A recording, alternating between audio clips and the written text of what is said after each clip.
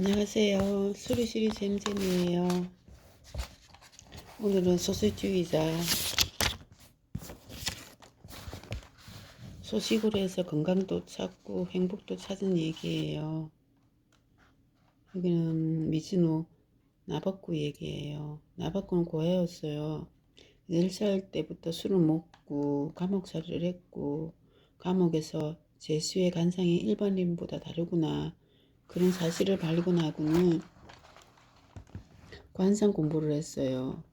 그 관상가가 말하기를 칼을 맞을 죽을 관상이라고 1년밖에 못 산다고. 그래서 그 불운을 피하려면 스님이 되는 수밖에 없다고 했어요. 그래서 그 청년은 들을 찾아가서 주지스님께 이제 간 거예요. 근데 주지스님이 하는 말이 1년 동안 보리와 콩만으로는 식사를 하게 되면 1년 뒤에 와서 입문하게 허락해 주겠다고 약속을 한 거예요. 그래서 나복구는 보리와 콩으로 1년을 보내고 이제 절에 가는 길에 관상가를 찾아가니까 칼을 줄 관상이 없어졌다고 무슨 큰 공덕을 세우냐고 물어봤대요. 축하한다고. 그래서 나복구는 어떤 손님이 이제 보리와 흰국만 먹으라고 해서 1년 동안 식견 돼서 됐다고 했더니 나바쿠는 이제 가만히 생각하기를 스님이 안 되고 이제 간상가에 돼야 되겠다. 그래서 이제 간상가의 뜻을 품고는 그때부터 3년간 이발소에서 일하고 두상, 해체와 면상을 3년간 또 목욕탕 때밀이를 하면서 전신상을 또 3년간 화장터 인부로 일하면서 뼈와 골조를 공부했어요. 그 이후로는 단식과 폭포수련 등 어려운 고행을 한 결과 사람의 운명은 시계에 있다는 진리를 깨닫게 되고 마침내 그를 존경하는 제자들이 3,000명이 되었고 황제의 사랑을 받아서 종오이 별수를 받게 되고 그의 간상은 보잘것 없었거든요. 어떻게 생겼냐. 키는 작은 데다가 입은 작고 눈은 움푹 들어갔으며 코는 낮고 광대뼈는 붉어졌다고 본인이 스스로 기록했고 보기 드문 빈상, 음식의 절제에 따라서 운명이 바뀐다는 것을 깨달아서 이제 매일 보리 한 옵과 빵과 채소 한 가지만 먹는 것으로 전해졌었거든요. 그 결과 말년에 가옥과 7채 창고를 가진 부자가 되었고 그 당시로는 비교적 장수에 속하는 78세로 세상을 떠났어요.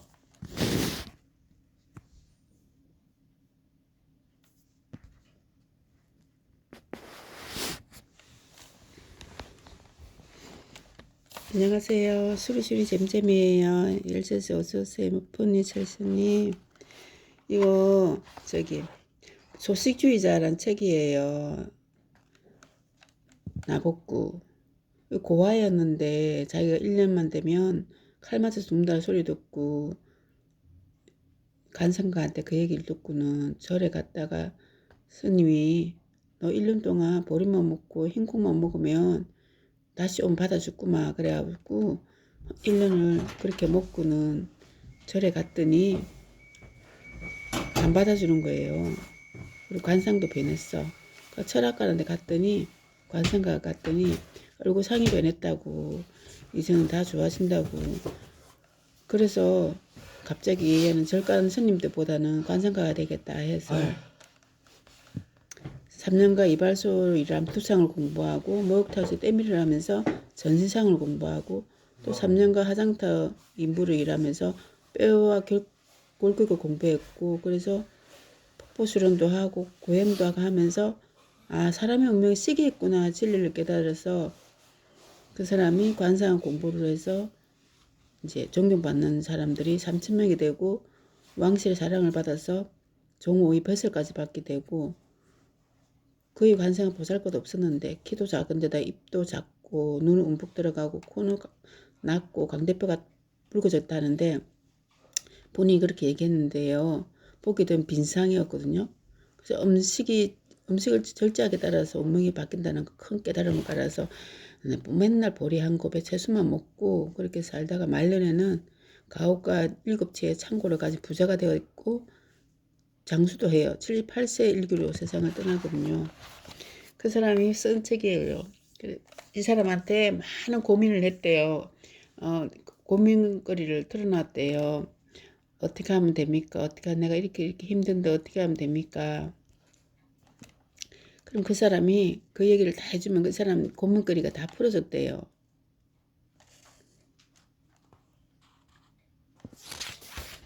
어떤 사람이 어떤 일이 있었냐면 가난을 뒤돌아보는 것이 부의 근본이다. 그러니까 이제 나부코가 이제 관상가가 돼서 손님이 찾아온 거예요. 스승님, 저는 젊었을부터 운이 좋아 재산을 많이 모았는데 요즘은 운이 나빠서 매년 손해만 볼 뿐 아니라 무슨 일을 하더라도 어긋나기만 합니다. 어쩌면 좋을까요? 이렇게 물으러 온 거예요. 근데 이제 이 관상가가 말을 해요. 이제 문제를 답을 다 말해줘요. 근데 그 당시에 이 사람한테 상담한 사람 다 문제가 다 해결됐대요. 시켜놓은 다음에는. 그때는 젊었을 때부터 복이 충만해 있었습니다. 그러니 이제부터 슬슬 재산을 잃어도 좋을 때입니다. 그것도 빨리 잃은 편이 좋습니다. 자기가 아무리 욕심을 부른다 해도 하늘이 그렇게 할 것입니다. 천벌을 받는 것보다 교만한 마음과 사치스러운 욕심을 버리는 편이 훨씬 쉽습니다. 욕심을 버리면 다시 일어나기도 쉽습니다. 그대는 원래부터 재산이 없었던 것 아닙니다. 일을 열심히 하고 음식을 삼가서 하늘을 보고 받으실 뿐입니다. 따라서 당신이 처음 출발할 때 마음가짐으로 돌아가는 것이 중요합니다. 그것이 잊어버리고 자기가 잘난 줄 알고 우쭐해서 남이 보란 듯이 과식과 폭식을 일삼으니 어찌 하늘이 그대를 가만히 두겠습니까? 근본을 잊은 사람이 끝이 좋지 않는 법입니다. 보라 부자들이 바람처럼 가난해지는 것은 바로 그런 이유입니다. 그러나 근본을 소중히 여겨 절제하는 사람은 교만과 울지되는 일이 없기 때문에 갑자기 벼락처럼 몰락하는 일도 없습니다. 여기서 근본을 안다고 하는 것은 부자가 가난한 자의 고통을 아는 것을 말합니다. 가난할 때는 생각하고 지금 부유함이 운이 좋았다고 생각하며 근본을 잊지 말아야 합니다. 그럼 부자가 되었어도 망하는 일이 없고 쇠하는 일도 없습니다. 주역에는 군자는 나라가 평안할 때도 나라가 망할 수도 있다는 것을 잊지 않으며 나라를 다스리면 난리가 날 것을 잊지 않는다는 말이 있습니다. 부의는 사방에 가난이 모여서 생기는 것입니다. 가난은 부의 근본입니다. 그래서 가난한 자는 헤아릴 수 없이 맑고 부자가 적은 것입니다. 따라서 부자가 되기 위해서는 가난을 알고 그것을 헤아리는 마음이 중요합니다. 모든 부의 근본은 가난이고 가난에서 출발합니다. 임금도 처음부터 임금인 것이 아니고 백성들이 웅집하여 따르며 임금으로 추대하기 때문에 임금이 되는 것입니다. 가난한 백성들이지만 수많은 백성들이 모여서 비로소 임금의 주위에 강력하게 굳어지게 됩니다. 가난을 알고 난 후에 백성들을 다스리며 자연히 나라의 세력이 커지는 것입니다. 임금이 자기 백성들을 자식같이 배려하고 백성도와 임금을 부모처럼 대할 때 군신의 관계가 인정하게 되는 법입니다. 부를 얻다도 항상 가난을 생각하십시오. 또는 매일 먹는 식사도 상하 구별 없이 식솔이나 하인들과 함께하는 것이 좋습니다. 자기가 술을 먹지 못하더라도 한 달에 한 번씩은 하인들과 함께 술을 마시며 가세가 벤창하도록 힘을 합치자고 부탁하면 하인들은 감동하여 힘을 합치게 됩니다. 본인이 술을 마시지 못한다고 하인들에게 강요하지 말고 본인이 보리와 잡곡으로 소식한다고 하인들에게 강요하지 말아야 합니다. 그대가 술을 마시지 않고 소식하면서 훌륭한 인품을 키워간다면 하인들은 저절로 그들을 흠모하여 따라올 것입니다. 물건을 함부로 버려서도 안 됩니다. 쓸만한 물건이 버려졌더라도 시중 드는 아래 사람들을 호통치거나 나무라지 마십시오. 작은 일에 마음을 뺏겨 큰 일을 거칠 일이 없어야 합니다. 설사 한때 고만한 마음으로 살다가 집안의 기운이 쇠퇴하더라도 낙담하지 마십시오. 음식을 절제하고 소식을 실천하기를 3년 동안 건져낸 사람 중에서 다시 집안을 부응하지 못한 사람은 나는 보지 못했습니다. 너무 어렵다. 그 당시에 일일이 사람이 와서 고민을 얘기하면 이 시키는 대로 얘기를 한 대로 다 한 사람 다 해결됐다고 해요. 유명한 사람이래요. 빚을 지는 것은 조급한 마음 때문이다. 한 제자가 또 찾아온 거예요. 스승님, 요즘 들어 자꾸 몸이 아프고 집안 형편도 어려워지고 있습니다. 형제들이나 친척들은 모두 부자로 사는데 저는 돕는 사람이 아무도 없습니다. 손을 벌리는 것도 부끄럽고 저는 어찌하면 좋습니까? 저기 있네. 형제들은 빚지고 돈 없는데 누가 나를 안 도와주고 손을 벌리는 것도 부끄럽다는 거 어찌해야 되냐고 물으러 왔네. 그래서 이제 이 간상가 스님이 말해주는 거야. 어떻게 하면은 해결되는지. 남들이 나를 도와주지 않는다는 그 마음이 잘못되었습니다. 남의 도움으로 이룬 것들은 빨리 무너지기 마련이고 도와준 사람에게는 존속되는 법입니다. 남에게 손을 벌리지 마십시오. 그것은 모두 빚에 불과합니다. 빚을 갚지 않고는 우뚝 설 수가 없습니다. 시간이 조금 더 걸리더라도 빚을 지지 않고 일어서는 것이 더 중요합니다. 빚을 진다는 것은 조급한 마음 때문입니다. 빚을 져서라도 현재 사치스러운 생활을 유지하고 싶은 마음 때문입니다. 다른 나라의 도움으로 패전국의 위기를 모면한 국가들은 결국 도와준 그 나라에 종속되기 마련입니다. 우리나라도 미국의 도움을 받고 중국의 도움 받고 일본의 도움 받아갖고는 특히 미국의 도움 많이 받아서 지금 미국의 종속 비슷하게 됐잖아요. 다른 사람에게 기대려는 그 마음은 지우십시오. 당신의 불행은 당신의 잘못으로 생긴 것이니 남들이 관여할 일이 아닙니다. 그러나 그대가 손을 벌리지 않아도 세상은 당신을 도와주는 사람이 너무 많습니다. 하늘은 우리의 안전을 지켜주고 군사들은 적으로부터 우리를 보호해줍니다. 농민들은 농사를 지어 식량을 제공하고 대장장이들은 도구를 만들어 상인들을 우리에게 필요한 물건을 제공합니다. 이와 같이 하늘부터 시장의 상인에 이르기까지 당신을 도와주고 있는 것입니다. 무슨 도움이 더 필요하다는 말입니까? 몸이 아픈 것도 그대 탓입니다. 만물을 만들어 그대를 도와주려는 하늘과 세상 사람들에 대한 고마움을 생각지 않고 입에 즐거운 음식을 골라 폭식하는 자들은 비록 간성이 좋다 하더라도 병을 얻어 비명 행사하는 법입니다. 그것이 하늘의 이치입니다. 하늘의 이치에 합당하지 않기 때문에 오장육부가 썩고 뒤틀어져 병을 얻게 되고 가난을 면치 못하게 됩니다. 이것은 하늘의 근본을 잊고 교만하고 사치스러운 마음을 부는 그대의 잘못입니다. 태어날 때부터 가난하고 병이 많은 사람은 없습니다. 잘된 것은 모두 운 때문이고 못된 것은 모두 내 탓이라고 생각하는 그 마음을 가져야 합니다. 당신의 병은 하늘이 만드는 것이 아님을 알아야 됩니다. 오직 술과 고기와 맛있는 음식을 탐하는 그대의 욕심 때문입니다. 그러나 하늘은 항상 온화하고 자비로워서 그대가 이를 깨달아 음식을 절제하여 소식으로 되돌아간다면 병도 저절로 낫고 그 위를 찾을 수 있을 것입니다. 그러니까 고기와 술을 먹지 않고 소식을 하면은 이 고민이 다 해결된다는 거죠. 너무 신기해. 또 뭐라고 하냐면 기생집에서도 절제하라.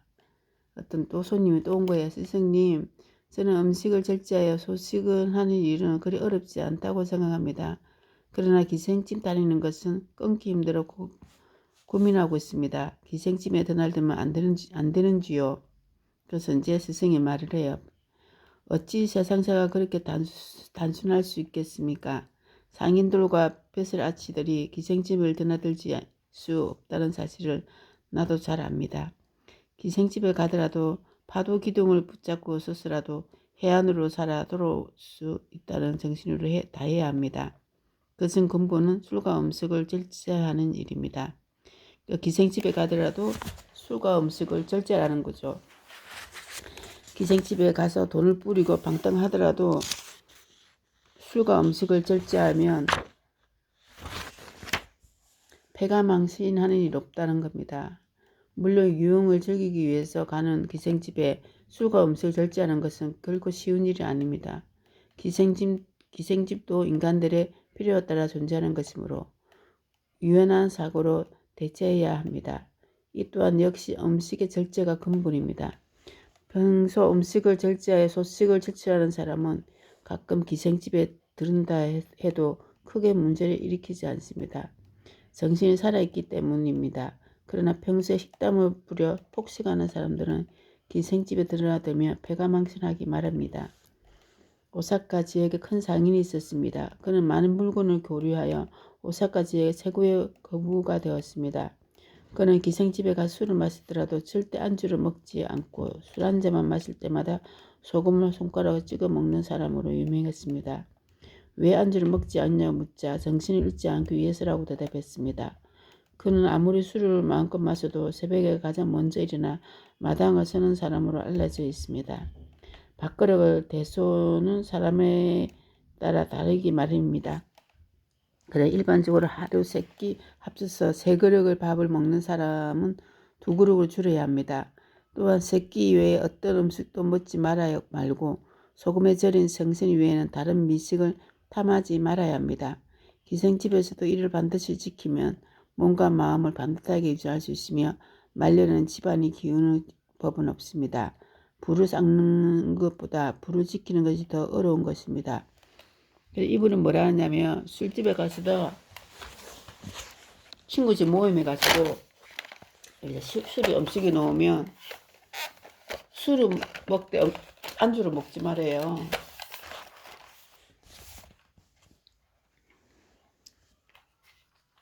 그러면 오장육부가 튼튼한 건강해진대요. 소식을 하라는 거예요.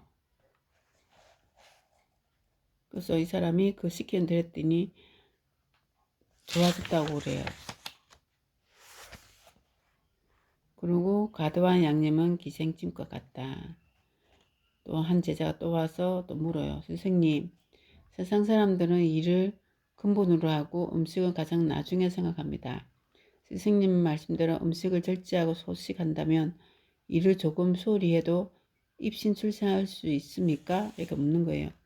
내가 소식을 하면은 일을 조금만 해도 출세할 수 있느냐? 왜 밥을 많이 안 먹으니까?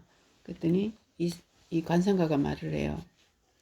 일을 소홀히 하는 사람들이 오히려 술과 고기를 탐하고 함부로 폭식하기 마련입니다.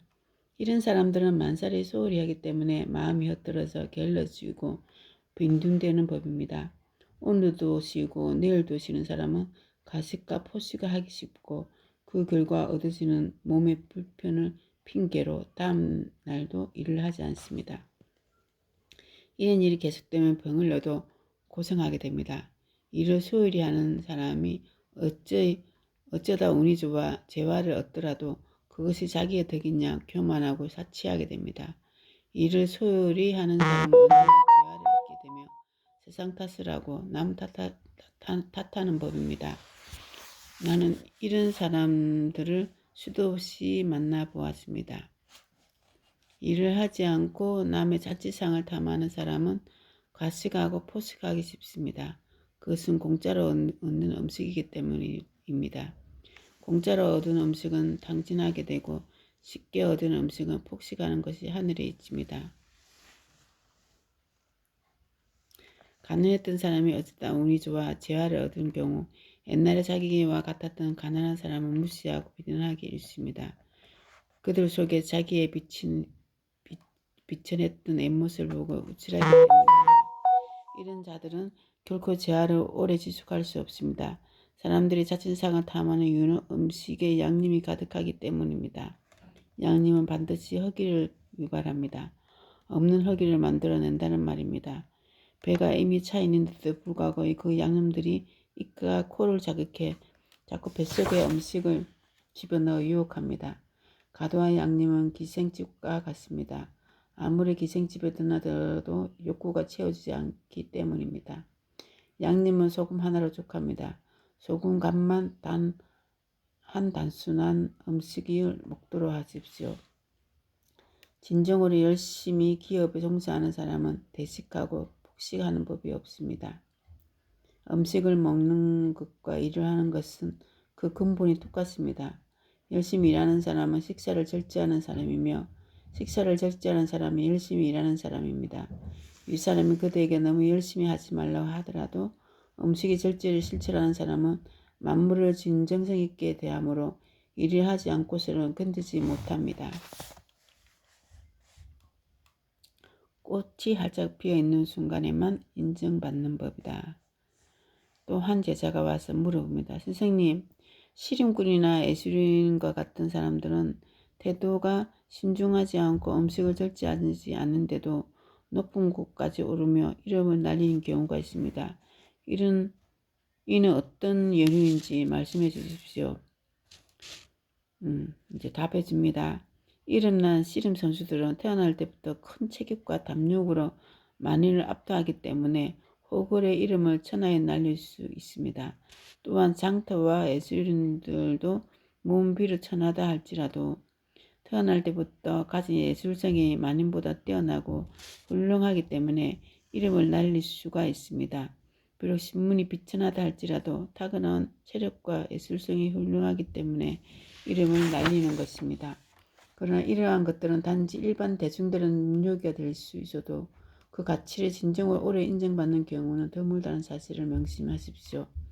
꽃은 활짝 피어있는 순간에만 그 가치가 살아있는 법입니다. 꽃과 마찬가지로 유명한 시름꾼이나 예술인은 살아있을 동안에 이름을 날릴지라도 죽고 난 후에 30년이 지나면 그 이름은 기억하는 사람이 거의 없는 법입니다. 그러나 절제하고 처신을 신중히 하면서 세상 사람들을 위해 크게 공연한 사람은 죽고 난 후에도 그 이름이 오랫동안 알려지고 덕이 쌓여 그 명성의 후손까지 전해지는 법입니다. 그들은 순간에 꽃이 되고 싶습니까? 부와 명성을 후손에게 전하고 싶습니까? 부자는 미식으로 수명을 단축하고 빈자는 조식으로 수명을 연장한다. 스승님, 사랑이 입은 먹기 위해 있는 것이라고 생각됩니다. 따라서 먹고 싶은 것을 먹지 않으면 삶에 보람이 없다고 생각합니다. 저는 먹는 즐거움이 세상의 즐거움이라고 생각하는데 어떻게 생각하시는지요? 그래서 그 답을 말해줘요. 먹는 것이 세상의 즐거움이라는 그 생각이 잘못됐습니다. 그들은 먹는 즐거움은 세상의 즐거움을 뽑았습니까? 그러나 사람의 즐거움도 천차만별인 법입니다. 장수는 큰 공을 세우는 것이 세상의 즐거움이요. 농민들은 부모로부터 물 받아 논밭을 늘려 큰 수확을 하는 것으로 즐거움을 찾습니다. 대장장이는 뛰어난 기술로 낫과 호미를 만들어 인정받는 것이 즐거움이요. 장사꾼은 장사가 잘 되어 돈을 많이 벌고 유복해지는 것을 세상의 즐거움으로 삼습니다. 그것이 이와 같은 즐거움을 누리고 싶지 않습니까? 그대가 이런 것들을 원하지 않는다면 혀와 입을 즐겁게 하는 음식으로 대식을 하고 포식해도 좋습니다. 세상의 모든 일에는 앞과 뒤가 있고 선과 후가 있기 마련입니다. 절제하고 삼가서 먼저 입신 출세의 즐거움을 느낀다며 다음 그에 따라 유복한 생활을 통해 음식을 즐기는 것이 순서입니다. 처음부터 먹는 즐거움을 추구하는 사람은 하늘부터 가난과 고통이 주어지는 법입니다. 이것은 하늘의 이치이고 만물의 이치입니다. 입은 먹는 것이 들어가는 입구인 동시에 변수의 입구라는 사실을 명심해야 합니다. 입을 통해 들어간 음식은 밖으로 토해내면 더럽기가 똥오줌만과 마찬가지입니다. 식담을 부려 대식하고 싶어질 때는 먼저 그 음식을 똥오줌이 되는 것을 상상하십시오. 그래도 먹고 싶으면 실제로 밥 한 그릇을 변수해 버려 보십시오. 아무리 짐승 같은 자라 할지라도 음식을 변소해 버릴 수 없을 것입니다. 그러나 절제하지 않고 폭식하는 것은 매일 음식을 변소해 버린 것 같이 무서운 일입니다. 더욱이 혀를 만족시키는 음식을 많이 먹는 행위는 자기 수명을 단축시키는 것과 같습니다. 그래서 임금과 베스라치들은 대대로 수명이 짧은 반면 먹을 것이 없는 삼천 사람 중에는 장수하는 사람이 많은 것입니다. 드문 경우이지만 하지만 빈천한 자가 대식하고 가식함은 임금과 베스라치보다 더 빨리 죽습니다. 몸과 정신이 거북해져서 일조차 할 수 없기 때문입니다. 돈과 권력을 가진 자는 맛있는 음식으로 수명을 단축하고 가난한 자는 천빈한 음식, 즉 조식으로 수명을 연장하는 법입니다. 그러니까 이 책은 무슨 고민이든 소식하면은 장수를 하고 소식하면은 부자 된대요. 너무 신기해요. 주인이 아침 일찍 나면 쥐가 설치지 않는다. 스승님, 집에는 숨어있는 쥐가 사람을 두려워하지 않고 대낮에 나와 설치는 일이 있는데 이것도 그 집안의 기흉과 관계가 있습니까? 이제 대답해요. 바다는 대륙을 담고 강물은 언덕을 담는다 하였습니다. 우물 또한 마음의 인심을 담다 하였습니다. 따라서 식솔도가 하인은 집안의 주인을 담는 법입니다. 그 집안의 가운의 성세는 그 집안의 주인에게 원인이 있습니다. 어디 쥐뿐이겠습니까? 하인들이 곡간의 곡식을 훔치는 것도 주인 때문입니다. 주인이 음식을 절제한 후에 그것을 하인이나 거지들과 같이 가난한 사람들에게 나누어 주면 그런 일은 절대 일어나지 않습니다. 어두운 밤에 지배하는 음의 동물인 쥐가 낮에 나온다는 것은 집안에 크게 흥하고 가족의 신병이 있거나 집안에 재앙이 들고 망할 전조입니다. 가족들이 건강할 때는 그 집안에 양기가 넘치기 때문에 음의 동물인 쥐가 대낮에 나올 수가 없습니다. 이와 반대로 가운이 쎄할 때는 양기가 사라져서 집안의 음기로 변화하기 때문에 음의 동물인 쥐가 사람을 두려워하지 않고 대낮에 나와서 설치게 되는 법입니다. 이런 일이 없으려면 주인은 아침 일찍 일어나서 동쪽을 향해 떠오른 태양을 숭배하고 그 기운을 받아야 합니다. 주인이 식솔이나 하인들보다 먼저 일찍 일어나야 합니다. 절제하지 못하는 주인은 밤새도록 자기의 즐거움에 빠져 하인들의 잠을 방해하고 자기 늦잠을 자면서 하인들을 일찍 일어나도록 채권합니다.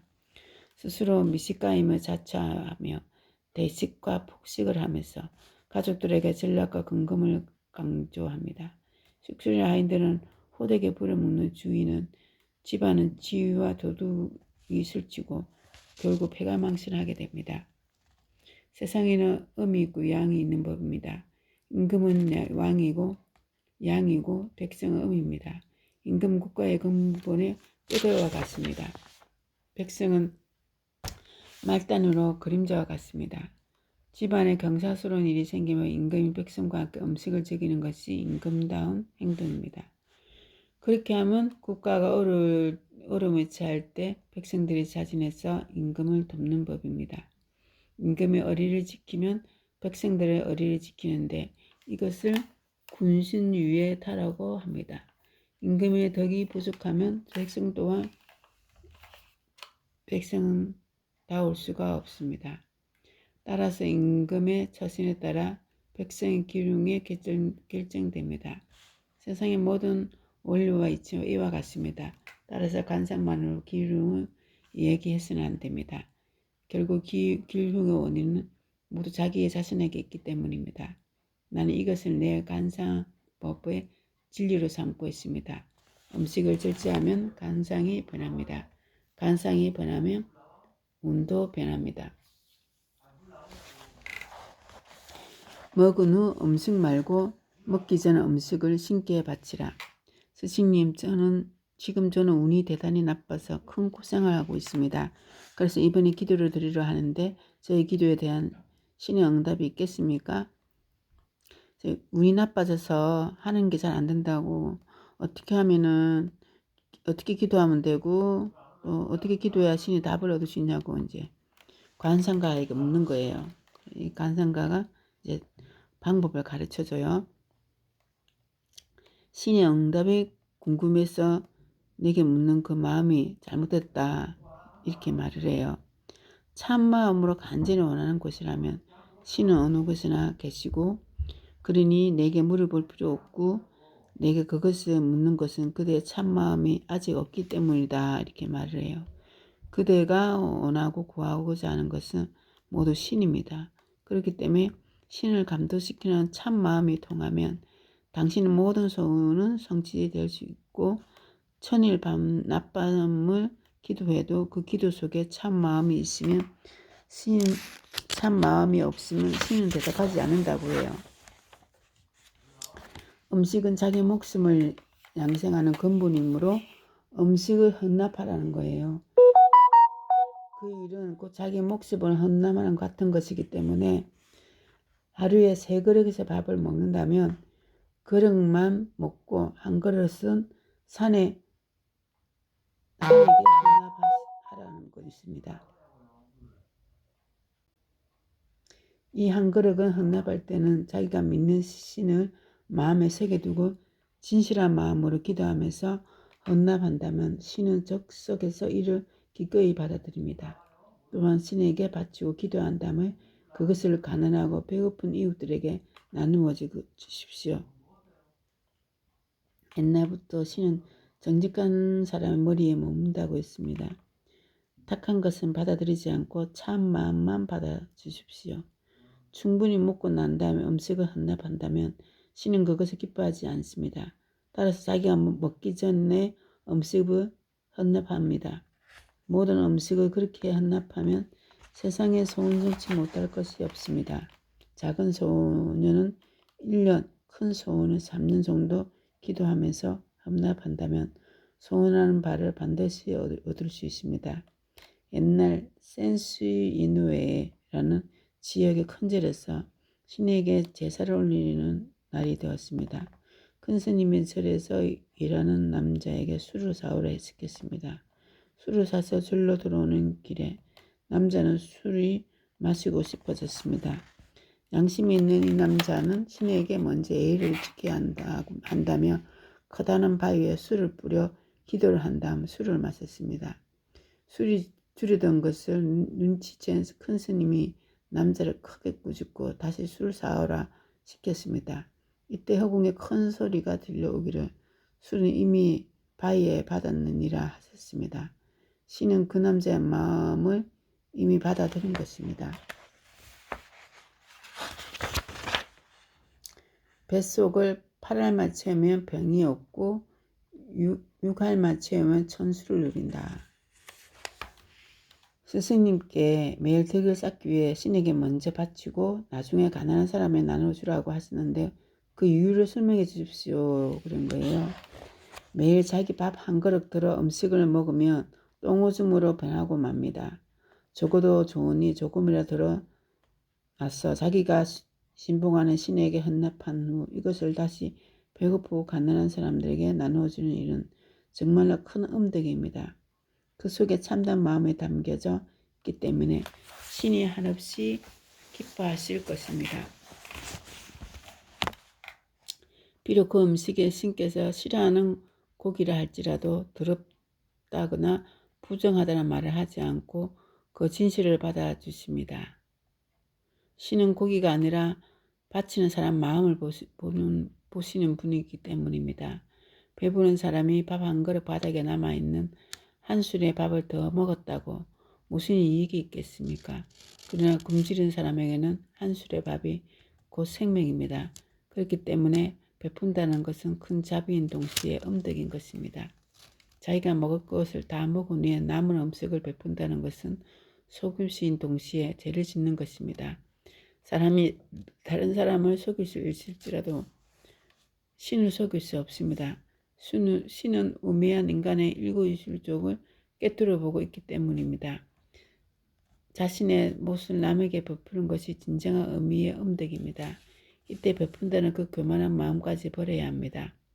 신은 그 마음을 보시는 분이기 때문에 신은 간절히 기도하지 않고 남에게 베풀더라도 그 마음을 받아주시는 분입니다. 남에게 베푼다고 울줄하고 교만한 마음을 버리고 자기가 먹을 음식을 드러내어 베푼다면 법당 가서 기도하지 않아도 그 마음을 보시는 분입니다. 음식을 적게 먹으면 당장 백속도 편안하고 기분도 좋게 되며 병에 걸릴 걱정도 없고 수명을 연장할 수 있습니다.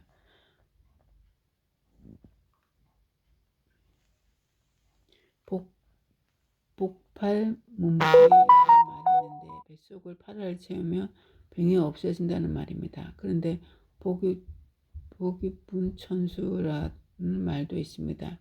중국의 문헌에서는 뱃속을 6알만 채우면 하늘이 인간에게 준 수명대로 천수를 누릴 수 있다고 했습니다.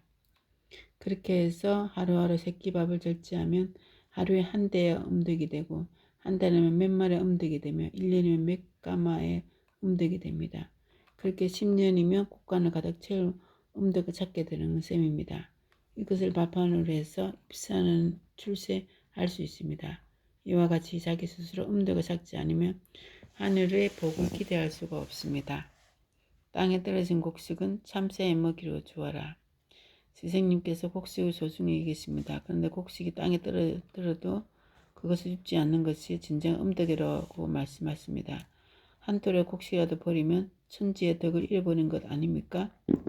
곡식을 소중해하는 그 마음은 참 마음입니다. 그러나 곡식을 소중히 여기는 마음과 내가 가지는 인생의 마음을 구별해야 합니다.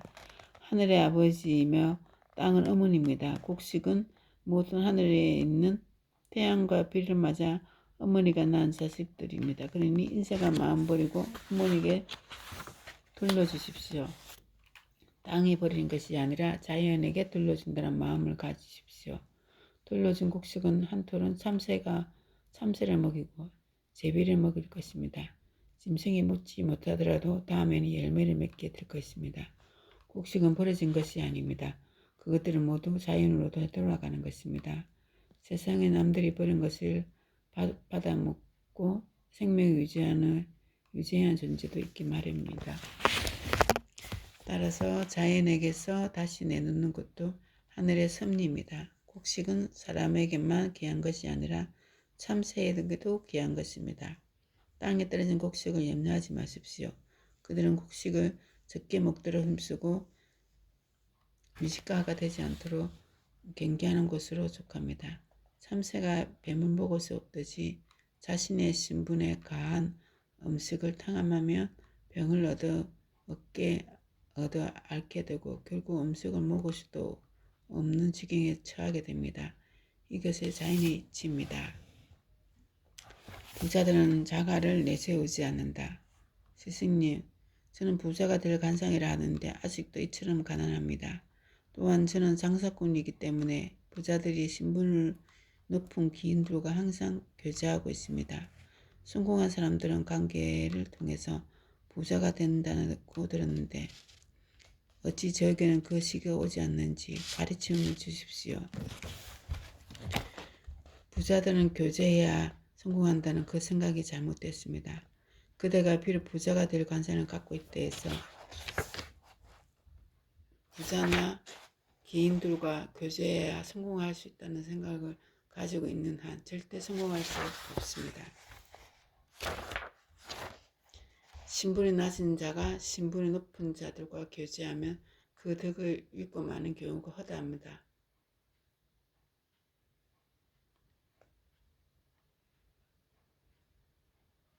그들과 교제하면서 이미 높이 오른 것처럼 생각하고 행동하기 때문입니다. 그래서 결코 출세할 수가 없습니다.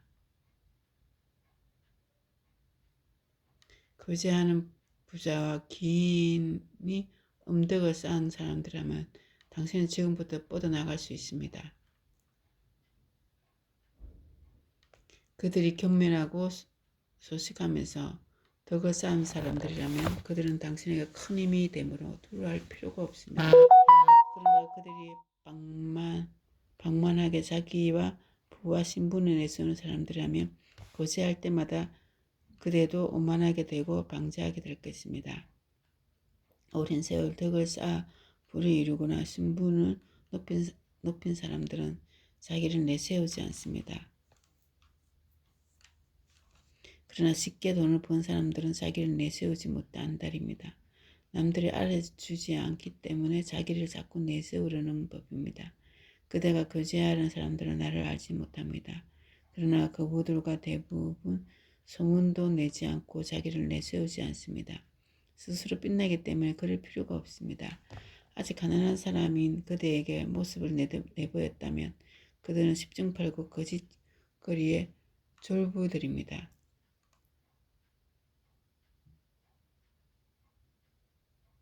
당신이 진정으로 크게 되기를 희망한다면 먼저 졸부들과의 관계를 끊어야 합니다.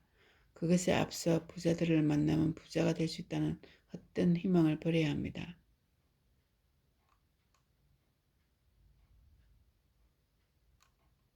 그것에 앞서 그대보다 더 어려운 아래 사람들을 소중히 대하며 교만하지 않은 자세를 가져야 합니다.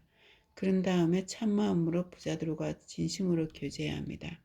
그대가 아래 사람들에게 참마음으로 대하는 삶을 살고 난 후에 관상가를 찾아가면 관상의 대가들은 그대의 관상을 크게 변했으면 알을 차릴 것입니다.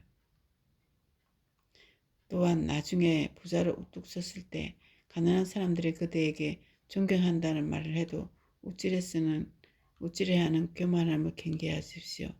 그들이 그런 말을 하는 것은 당신의 부를 부러워하는 마음이 있기 때문입니다. 누군가를 부러워한다는 것은 그 속에 지나친 욕심이 숨어 있다는 것을 깨달아야 합니다.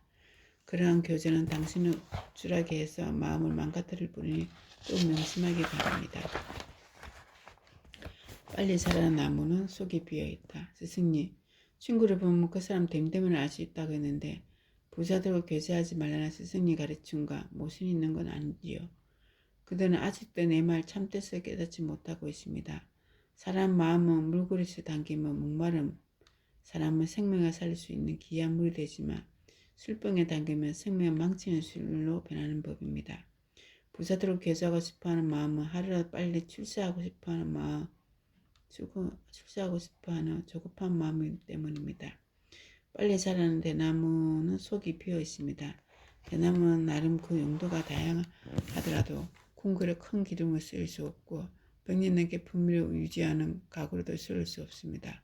그들은 콩글에 대들보로 쓰기를 원하십니까? 식탁에 젓가락으로 쓰기로 싶으십니까? 그들은 아직도 돈도 없고 신분도 낮은 사람입니다. 물론 참 마음 가진 부자들이나 기인들과 교제하면 그대의 큰 용기가 됩니다. 그러나 참 마음과 부자들은 자신을 내세우지 않기 때문에 어디에 있는지 모릅니다. 그들은 겨우 자작거리에 교만한 졸부들을 만날 수 있을 것입니다.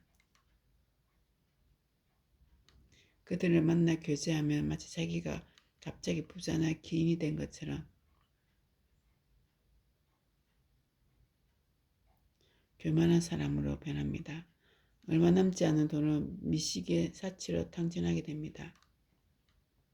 가난한 상인에게 길거리에서 동냥하는 그린으로 변하는 것은 난 너무나도 많이 보았습니다. 얼마 있지도 않은 재산으로 장사를 하는 사람이 부자처럼 행사하려 한다면 그 작은 장사마저 오래 지탱할 수가 없습니다. 그보다 더 낮고 가난한 이들에게 먼저 참마음으로 선행을 하십시오. 전쟁과 같은 난세일 때는 몰라도 태평세월에 부자들과 교제한들 도움이 되지 않고 오히려 큰 손해를 보는 법입니다. 그대가 항상 절제하며 가난한 사람들을 힘들게 사는 그들과 교제한다면 하늘이 그대의 마음에 감복하여 비로소 복덕을 내릴 것입니다. 관상은 끊임없이 변한다는 것이 관상법의 근본이다. 스승님, 저를 본 어느 관상 대가는 제가 돈과 명예를 붙어있는 복상이라 했습니다. 그런데 실제는 아주 가난하게 고생하고 있습니다. 주역이나 관상법이라는 것은 어째서 살 수가 다른 것입니까? 주역의 소위 이소연 유무익이라 불려야 소위 소학무이상불이야 라는 말이 있습니다. 소연배는 아주 작은 착한 일을 이름이 없다. 생각해 행하지 않고 아주 작고 나쁜 일을 해름이 없다 생각하여 해버리지 않는단 말이다. 설이란 것은 오래 쌓여서 그 가치가 빛나고 되고 악이라는 것도 오래 쌓여야 그 해름이 나타나는 법이다. 그대는 어찌하여 하루아침에 이루어지지 않는다 하여 조급해 하십니까? 그 조급함은 그들을 망칠 것입니다. 하늘은 그대의 진정한 마음을 먼저 보지만 그대가 오랫동안 쌓아놓은 음덕도 함께 보는 법입니다. 또한 간상은 항상 살아있는 생물입니다. 복상을 타고난 사람이 모두 복이 있다면 간상을 볼 필요가 무엇이 있겠습니까? 복상이라 할지라도 참마음으로 세월을 쌓아 놓지 않으면 빈상으로 변하기 마련입니다. 그래서 간상을 살아있는 생물이라는 것입니다. 이것이 바로 간상 즉 상법의 근본입니다. 또한 빈하고 악한 상이라 할지라도 절제하여 소식을 실천하면 세월이 쌓이면 자기가 가지고 태어난 간상보다 더 좋아지는 것이 자연의 법칙입니다. 부유한 상이라 할지라도 절제하지 못해서 말년에 횡벌을 당하는 자를 나는 수도 없이 보았습니다. 마음의 움직임에 따라 간상이 변하는 것이 바로 자연의 법칙입니다. 나는 평생 법칙에 바뀌는 것을 보지 못했습니다. 내가 간상을 보고 사람은 기운에 대해서 별로 얘기하지 않는 것은 이 때문입니다. 내가 하늘의 이치와 자연의 법칙을 이야기하고 몸과 마음을 다스리는 일에 생림하는 것도 그 때문입니다. 간상을 보고 길하다 보면 이 말에 의지해서 즐겁게 덕을 손상하게 됩니다. 또 간상을 보고 흥하다 하면 낙심하여 하고 싶은 의욕을 상실하게 됩니다. 어리석은 우리 인간도 이 틀을 벗어나기 힘듭니다. 덕과 수양에 쌓인 사람이라도 길하다 하면 말이 기분이 우쭐해지기 마련입니다. 이러한 이유 때문에 자작거리의 점쟁이에게 가서 길흉을 보는 것은 경계해야 합니다. 평소에 자기 관상의 극도로 빈곤한 상이라 생각한다면 항상 절제하여 소식을 실천해서 하늘의 음덕을 삭도록 노력해야 합니다. 주역에 나오는 이상건맹지라는 말을 마음에 새기길 바랍니다. 서리도 밟아야 단단한 어림이 된다는 뜻으로 조급한 마음을 버리고 거무한 마음으로 세월을 쌓으면 큰 인물이 될 수 있습니다. 윤리 구별은 억지로 되지 않고 저절로 갖추어지는 것이다. 스승님께서는 생명이나 음식에 관한 것만 말씀하시고 우리가 살아가는데 가장 중요한 오상인 인의지 애산에 대해서는 말씀이 없으십니다. 오상이 없으면 큰 인물이 될 수 없지 않습니까? 하늘의 이치가 뿌리라며 오상은 즉 인간 세상의 윤리 구범인 인의 애지신이 나무 가지와 같은 것입니다. 뿌리가 텅실하며 가지로 저절로 털실하게 되는 것입니다.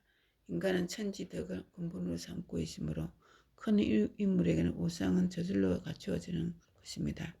하늘의 운세를 알게 되면 부모의 은혜도 알게 되는 것과 같습니다. 또 하늘의 만물을 대하는 애를 알게 되면 저절로 사람에 대한 애질이 바로 서게 되는 것 같습니다. 경전을 암송하고 오상을 외우도록 강요하는 것은 근본적으로 옳지 않습니다. 그것은 저절로 나오는 것이기 때문입니다. 내가 식담을 버리고 절제하는 말은 이유는 그렇게 하면 자연히 오상을 갖추게 되기 때문입니다. 절제하고 소식하는 사람은 내면이 항상 조용하고 깊게 침착하기 때문에 저절로 오상을 깨닫게 됩니다. 절제하는 사람은 심신이 항상 안정된 상태로 살아갑니다. 대인은 음식에 의해 운명이 결정된다는 분명한 사실을 알고 실천하지만 소인은 음식 때문에 큰일을 거르치고 운명을 손상하여 스스로 궁핍하게 되는 것입니다. 무조건 소식을 하면 모든 문제가 해결된다는 그런 내용의 책이네. 참네. 특이한 책이다. 소식하면 품격에 갖추어지고 품격 있는 사람은 소식을 스승님께서 간상이 마음가짐에 따라 변한다고 하십니다. 저 얼굴에 나타난 관상으로 즉시 길흉을 맞추는 것이 최고의 관상법이라고 생각합니다. 선생님은 어떻게 생각하십니까? 관상은 항상 변한다는 것이 내 관상법의 근본입니다. 신도 변하고 강도 변하고 어찌 그대 눈에 보이는 것만으로도 판단하려 하십니까? 관상에는 실상이 있고 무상이 있습니다. 나 또한 그 사람의 얼굴에서 기름을 판단할 수 있습니다. 그러나 그 사람 품격이 변하면 관상도 변합니다. 품격이 변하는 가장 큰 요인이 음식 절제라는 사실을 알아야 합니다. 사람이 품격이 없으면 기분에 따라 음식의 양이 들씩 날수 변하게 마련입니다. 품격이 있는 사람은 식담에 휘둘리지 않고 음식의 소식으로 일정하게 유지합니다. 역으로 음식을 소식으로 일정하게 유지하면 스스로 품격이 갖추어지게 됩니다. 소식이라는 형식이 품격이라는 내용을 만들고 품격이라는 내용이 소식이라는 형식을 만든다는 사실을 명심하길 바랍니다. 이와 같은 하늘의 도리를 알고 실천하면 부와 명예 그리고 존수를 누리게 될 것입니다. 사람은 품격을 갖추는 것을 근본으로 삼아야 합니다. 사람은 품격을 아는 것이 관상법 중에서 으뜸입니다. 품격이 있는 사람은 항상 소심함으로써 심신의 안정을 유지할 수 있습니다. 심신이 안정된 사람 중에 식담이 있어 대식하는 사람을 나는 한 번도 보지 못하였습니다. 따라서 소식과 품격은 서로 주고받는 깊은 관계가 있다고 말하는 것입니다. 이와 같은 이치를 알지 못하는 사람은 평소 신중하지 못해서 우리는 그를 품격 없는 사람이라称합니다. 음식은 몸과 마음을 가꾸어 키우는 근본입니다. 음식을 절제하지 못하는 사람은 하늘의 이치를 모르는 사람이며 어두운 밤에 방황을 잃어 길거리에 방황하는 사람과 같습니다. 비록 그 사람이 한때 부를 갖게 된다 하더라도 한순간에 모두 잃게 된다는 사실을 깨닫기 바랍니다. 왜 모든 것을 잃게 되었는지도 모르고 세상만 탔다는 사람은 내가 무슨 말을 해도 소용이 없으면 난들 어찌 하겠습니다. 떨어진 쌀 한 톨을 아끼면서 대식하는 자는 참으로 어리석다. 스승님께서는 지금까지 음덕에 대해서 계속 말씀하십니다. 그런데도 잘 이해가 되지 않습니다. 진정한 음식에 대해서 좀 더 쉽게 말씀해 주십시오. 진정한 음덕이란 남에게 알려지지 않게 행하는 선행을 말합니다. 남들이 보지 어두운 곳에서 사는 덕이 진정한 음덕입니다. 곡식이 땅에 떨어져 있어도 참선을 생각해서 이것을 줍지 아니하는 것이 음덕입니다. 음식도 조금 더 먹고 싶을 때 젓가락 넣는 것이 음덕입니다. 백숙이 유알이나 파랄이 차기 전에 더 이상 먹지 않는 것도 음덕입니다.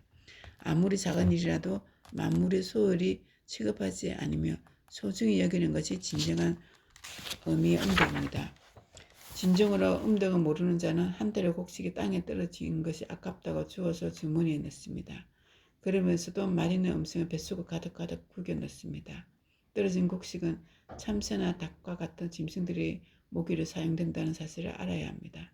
땅에 떨어진 쌀 한 톨이 아깝다고 하면서 밥 한 그릇 더 먹어 똥오줌을 만드는 것은 무슨 이유입니까? 그대가 포식하는 사이에 다른 사람은 그만큼 굶주려야 한다는 사실을 알아야 됩니다. 그래서 어찌 하늘의 선물을 기대할 수 있겠습니까? 폭식으로 인해 우리 병을 얻어 몸만 망치게 될 뿐입니다. 나는 계속해서 하늘에 식욕이 없는 사람은 태어나지도 못하게 한다고 말하고 있습니다. 가식이나 포식으로 자기의 식욕을 젊은시에 다 먹어치우면 40세가 되기도 전에 죽음을 기다릴 뿐입니다. 생명이 있는 곳에 음식이 있고 음식이 없으면 그 생명이 죽게 됩니다. 따라서 한 끼를 헛되이 대하는 자들은 하늘이 내려준 천수를 성산시키는 자들입니다.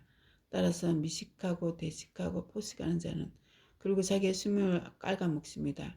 눈은 뜨고 있으되 하늘의 이치를 알지 못하는 장남이나 다름이 없습니다. 마음의 눈이 멀게 되면 어둠과 밝음을 구별할 수가 없습니다. 그것은 많이 배운 자와 못 배운 자의 차이가 아니라 깨달음을 가진 자와 그렇지 못한 자의 차이입니다.